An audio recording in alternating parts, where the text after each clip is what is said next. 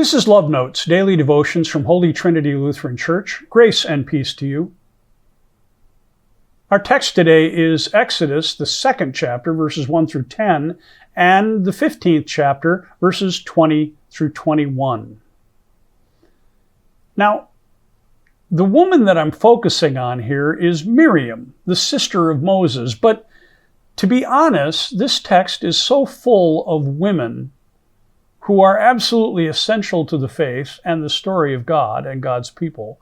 Women who act with such courage and grace that you hardly can count them. First, the backstory. Pharaoh has decided that the Israelites are getting too numerous and powerful, and so he issues an edict that every male child born to the Israelites will be taken and thrown into the Nile River and drowned. Nice guy, huh? We're told that the midwives, the women in the Israelite community who delivered the babies, don't pay any attention to the order. And when they're called on it, they say, well, the problem is these Israelite women are so strong that by the time we get there, the baby's already been born and we don't know where they're at. They tell him, maybe not so big, not so little, of a white lie. They go about saving the babies. These midwives are heroes. Heroes of faith who stand up to Pharaoh. So then we're told, beginning at the 2nd chapter, there was a man from the house of Levi went and married a Levite woman. The woman conceived and bore a son. And when she saw that he was a fine baby, it says, or when she saw that it was good, which is what God said about all of creation in the 1st chapter of Genesis, she hid him for 3 months. She hid him so that he would not be found and thrown into the Nile and disposed of. She hid him from the terrible oppressive power of Pharaoh. When he started to get a little bigger, this became a problem, and so she couldn't hide him any longer. So she got a papyrus basket and she plastered it with bitumen and pitch, tar.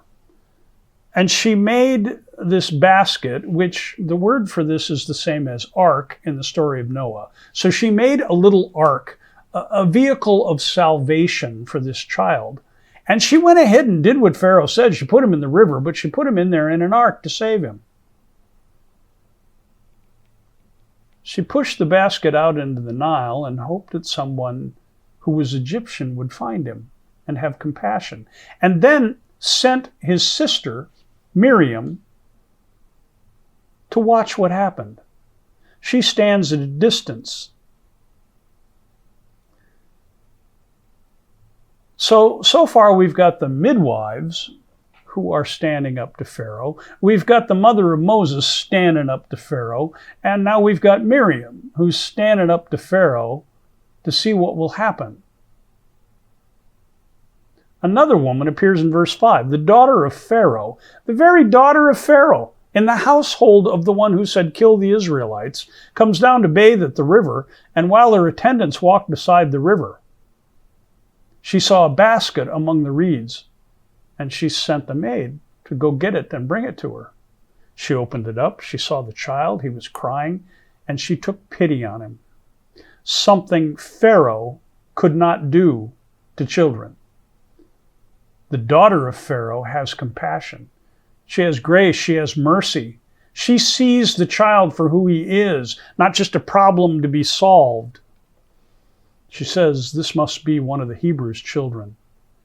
She knows exactly what's going on. Having seen that she's come down, the sister, Miriam, now rushes into the situation and says, shall I go get a nurse to nurse him? Pharaoh's daughter hadn't had the child, so she was not in a position to nurse. So she offers to go find a nursemaid. And Pharaoh's daughter said yes. So she went and got Moses' mother in the first place. Pharaoh's daughter said to her, take this child and nurse it for me, and I will give you your wages. So now the mother of Moses gets to nurse her own child, and she gets paid for it out of Pharaoh's purse. Do you see the humor in this? God is just playing with Pharaoh. In the midst of his oppression, his rage, in the midst of his fear, and his absolute injustice. So the woman took the child and nursed it. When the child grew up, she brought him to Pharaoh's daughter, and he became her son. Now, that's the irony of all ironies, isn't it? Pharaoh said, kill the Israelite children, and one of them ends up living in his own house. She named him Moses because she said, I drew him out of the water. That's what it means in the Egyptian language, I guess. Do you hear all the women who made this whole thing possible, who all stood up to Pharaoh and would not participate in his evil?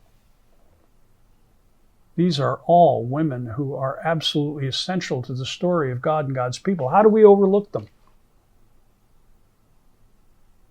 Miriam appears later. In the 15th chapter, after Moses has grown up, and after the plagues have come, and after God has delivered the people out of the hand of Pharaoh, Pharaoh changes his mind, as you might remember, and he sends his armies after them to bring them back. God parts the seas. The Israelites go over on dry ground, and Pharaoh's army is swallowed up in the sea, destroyed right before their eyes. It is the mightiest act of God in all of the story. And it is now Miriam who stands on the shore and sings, proclaims, preaches about God's deliverance. Then the prophet Miriam, not the sister, not the woman, but the prophet Miriam, Aaron's sister, took a tambourine in her hand, and all the women went out after her with tambourines and with dancing. And Miriam sang to them, sing to the Lord, for he has triumphed gloriously. Horse and rider he has thrown into the sea. She proclaims to the people what just happened before their eyes, because some of them couldn't believe it and didn't understand. Miriam has been contending and doing battle with Pharaoh all her life, when you get right down to it.